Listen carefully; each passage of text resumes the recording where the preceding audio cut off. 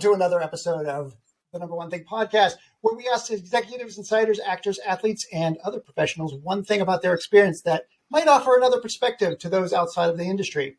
I'm your host, Neil Bauer, and I'm joined as always by the lovely Jody and Kim from ePaymints, a fresh approach to payments. Today, we actually have another Oregon-based entrepreneur on the program. Jody, would you like to do the honors? Absolutely. Today, we are so lucky to have two of our favorite humans with us today that have done everything from being professional poker players to college athletes to founders of a really innovative company. So welcome to One Thing, Jason and Tanner. Can you give us just a little background on what you've been working on and who you are? Jason, go ahead. You know, I'll go on forever, so I'm going to let you take the honors this time. Yeah, so a little bit about me, Tanner. I'm married, have a kid, a dog.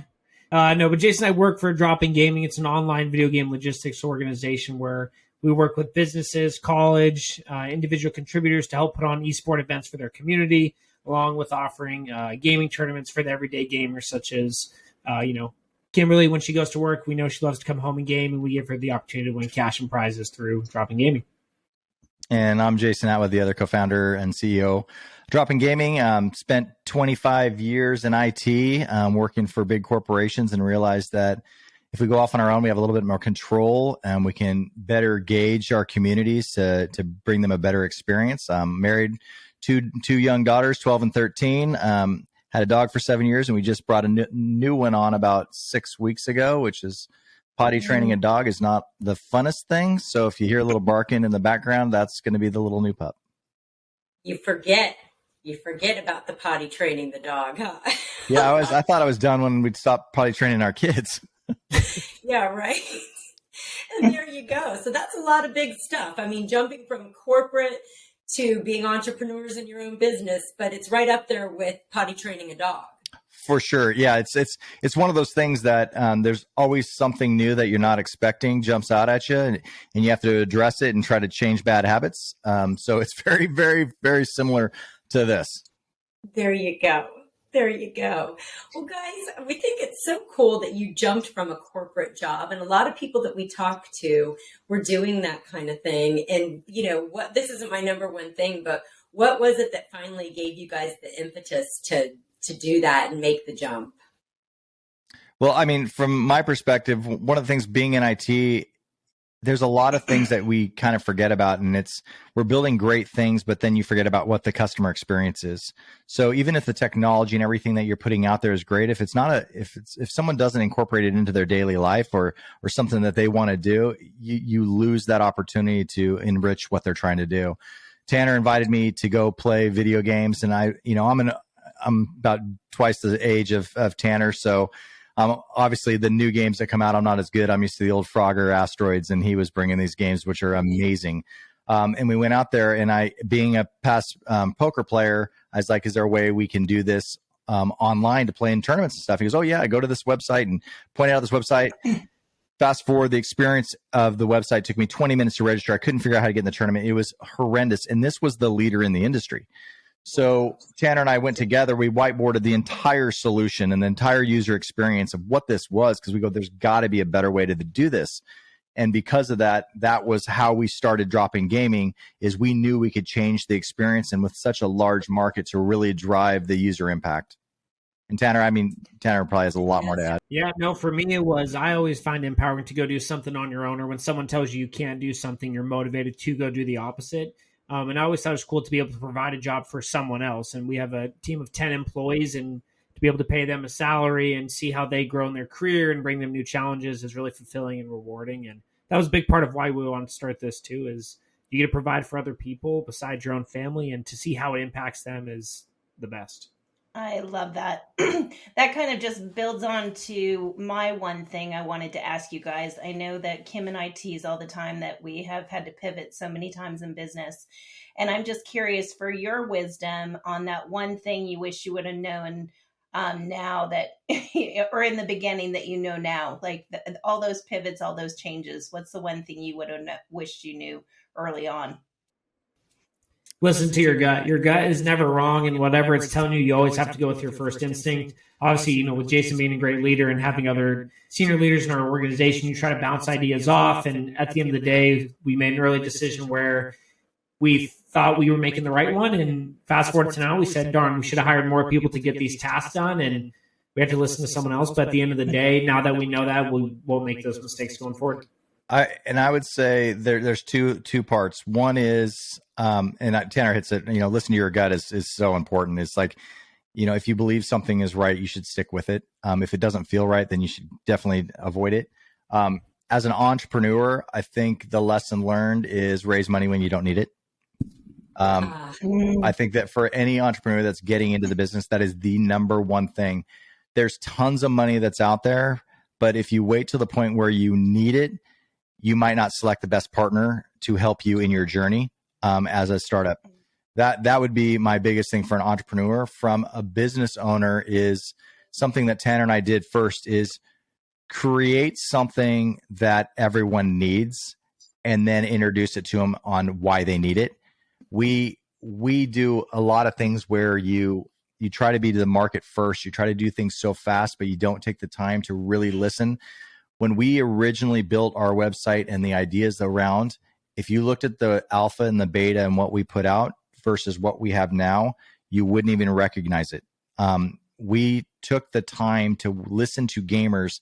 And when people say, built by gamers for gamers and that, a lot of people just say that as a catchphrase. Ours, we can honestly say it was, because when we went through our alpha, we recreated the wheel. The process never changed, but the dynamics of how you were utilizing the platform changed dramatically. You're in the field that I've been in for years. By the way, I've got a machine here for you. It's a Qbert. This was probably more your speed when you started up.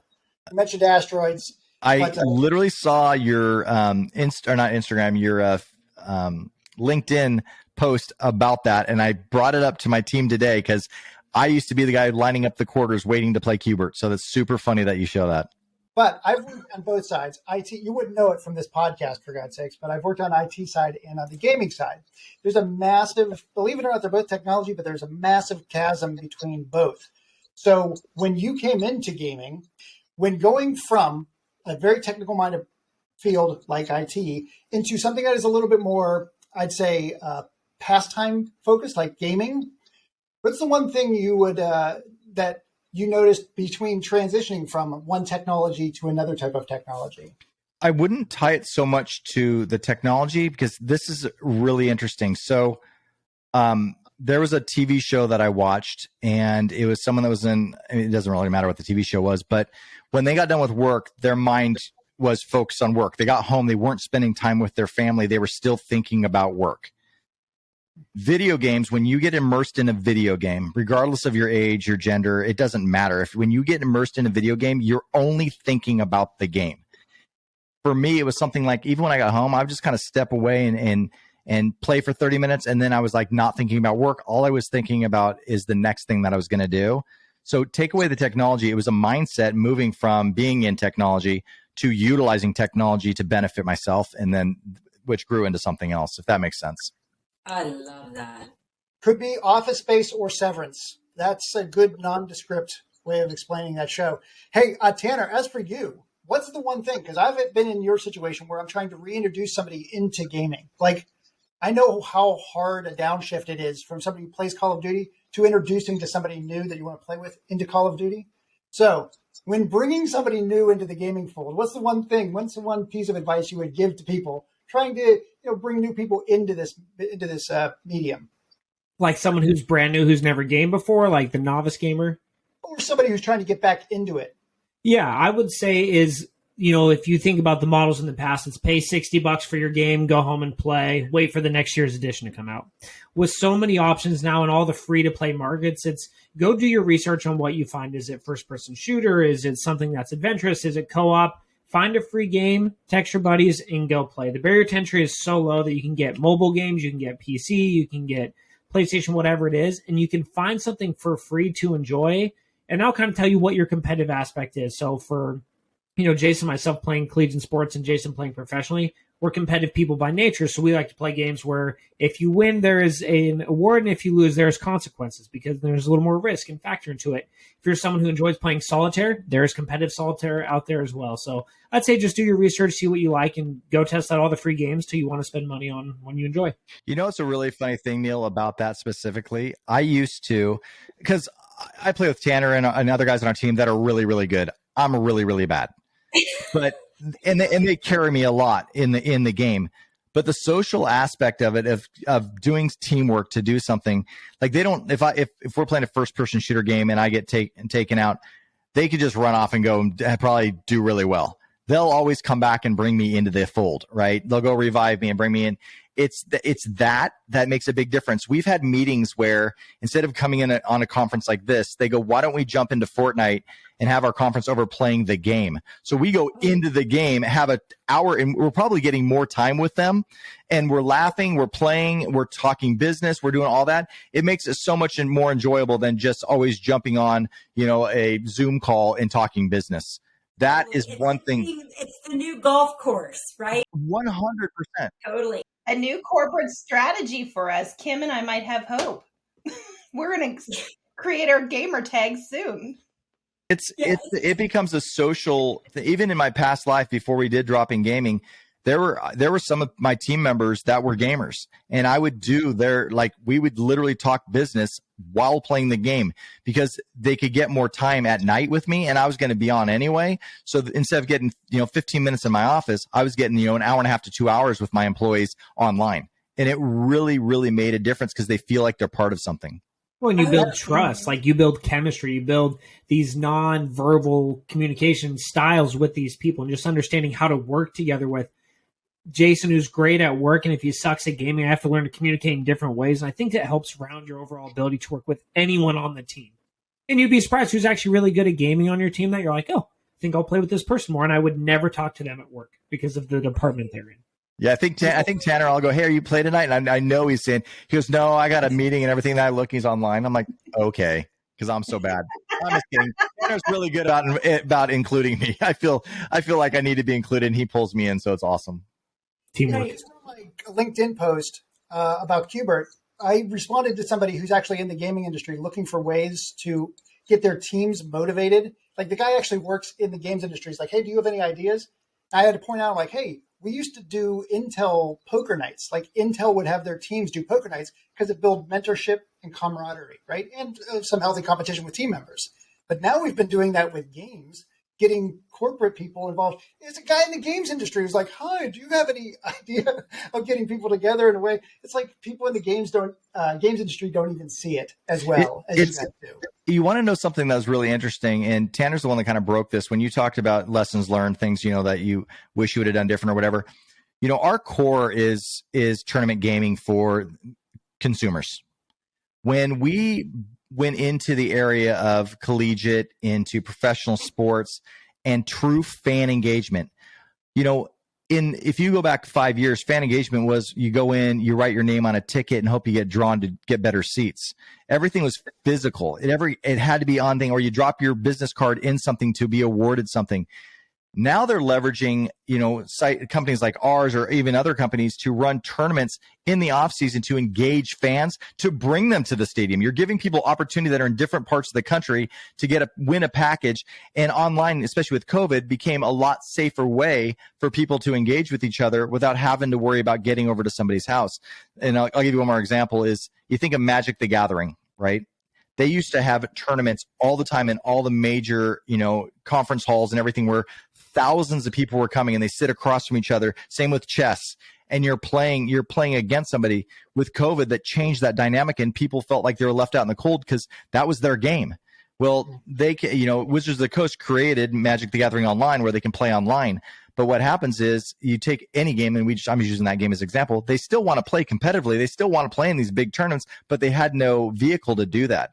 So by our creation, we don't care what the game is. Ours is giving them the access to be able to play in those same things that they could in the past, whether it be fan engagement, whether it be somebody that just wants to play in tournaments, or the individual that just wants to play a match. They're not having to fly up to Madison Square Gardens to get together and play competitively. Yeah, and what a cheaper way to be able to do the same thing. Absolutely. And with that, the big thing is also we all want human contact, right? And this doesn't do it. So when you start doing qualifiers online, but then at the end you get to do something in person, it really brings that all together, which is pretty exciting. Absolutely. See, that kind of, you almost answered my question for each one of you guys, because this is something you only could have figured out from life. My question for each one of you, and it can be personal, it can be about the business or anything, but is, what is the number one thing that only life itself could have taught you? That's tough. Yeah, I think for me, one that ties into both is just relationships. Like I think about any startup. I mean, yes, some startups from the day they start to the time they sell or it ends, it's successful. They never have the speed bumps in the road. For us, it's been the pivoting, the moving. Should have listened to my gut, should have done this. And you always have to have a solid foundation, which for me is my family, my wife, and my son, to be able to talk to vent through, to be like, okay, what am I doing? Give me some perspective. Am I crazy? Like, is this the right thing? And then on the business side, like I can talk to Jason and we can give each other feedback, or I can make, I don't think this is the right way to do it. And we can have an open conversation at the end. We want to do what's best for the business, not what's best for our personal gains. But without a solid foundation to have that, talk with each other, it makes it really hard. So for me, it's just, you got to have those solid people in your corners. And for me, it's my family and then Jason on the business side. Great answer. So you better say the same thing. I'm not part of your family? Yes. Okay. You're part of my gaming family. Yeah. I would say, and it's in both business and in personal life, is you should live your personal life and your business. You should have the same, whether it be goals, character, your presence, everything. You shouldn't go to work and then change how you are when you go home. You should involve that. And that's when we started this company, is bringing our personal lives into our work, because we know what we didn't like when we were in corporate America. We know how we didn't want to be treated. We knew that the opportunities and stuff for people, it just didn't seem fair. There was just a lot of things instead of just being recognized for what you bring to the table. So the one thing I'd say is, whatever you're doing, just always be present. So if you're in a conversation with somebody, be present in that conversation. If you're playing a video game, be present in the video game. If you're home with my family, my kids, be present with them. Because the thing is, we always have so many things going on in our mind. We're thinking about something else, and you're never present anymore. And even though you feel present because you're physically there, you're not. So when Tanner and I have discussions, and he brought up, I mean, it's a perfect thing, is even when we went into our core values, we said, let's make it simple that we live by, and it shouldn't be any different than what we do at home. And so, we had 4 basic core values that we went through. Now they're tied into gaming because that's what we are, a gaming company. But there's stuff that if I would have those same beliefs at home, and they're not just things that go on a board, they're things that we live our life by and our company by. And I know we could go to any person in our company and say, do you feel like you're heard? Do you feel like when you bring something up, it's listened to and they actually take action on it? And there isn't a person in our company that would say no. No one feels like titles or anything. Titles are for the outside, not for the inside, And so that's what I'd say, is just be present. That makes my heart sing. Yes, because it's just, it goes back to that, analogy that if you love what you're doing, you'll never work a day in your life. But I think that what you guys are both saying is something that I've learned as well. And that is just that, and especially through COVID, it made everybody realize that you have to be happy. You can't separate the two. People were doing ungodly commutes, myself included. And it's like, that you can't be one person here and one there, because you're not integrated, and it's not good for anybody. It's really funny that you say that, because if you think about, most people work to make money to do the things that they can do outside of work, right? That's our lives. Right. Tanner and I mean, it's like 6:00 at night and he'll go, hey, when are you getting on? We'll get on from 6 to midnight and just keep working, because you're right. It doesn't feel like we're working. But we believe everything that we do because people think of like the gaming and all this industry as just entertainment. In the world today, if you look at most colleges, they have eSports teams. They have scholarships that are available for eSports teams. The way they get recognized isn't going and playing against their buddy. They have to play in tournaments, or they have to stream. They have to do things to get visibility to what it is. So when we start thinking, when we're working with charities like Neil and working with you, or whether it's working with the Boys and Girls Club, we're enriching people's lives to be able to do something better. But then also we work with colleges to do almost a farm system to get people up for scholarships, because maybe you're not the most athletic kid. Maybe you don't get the best grades, but you're really good at this. It's like people that are really good at stuff go get a job. This is the same thing. Now you're providing an opportunity for them to get a collegiate scholarship, doing something they love, that they might go down a path that they learn in college to go be well, it doesn't matter what it is, a doctor or whatever it may be, or a professional video game player. I mean, because there's a lot of stuff out there that video game has got this cliche that it's a game. It's changing. It's becoming, and that's why they call it eSports. It's not gaming time. It's eSports, No, but people are making money. I mean, I know Jody, I'll bring this up, for instance, Jody's son was a gamer, and most parents in the traditional way are go get a good job with benefits, go work here in this office building in a cubicle. Nobody ever thought you could make money this way and actually be happy and integrated. So I think that that's a positive where the world is changing. I saw a really, really funny little video, and it had a parent.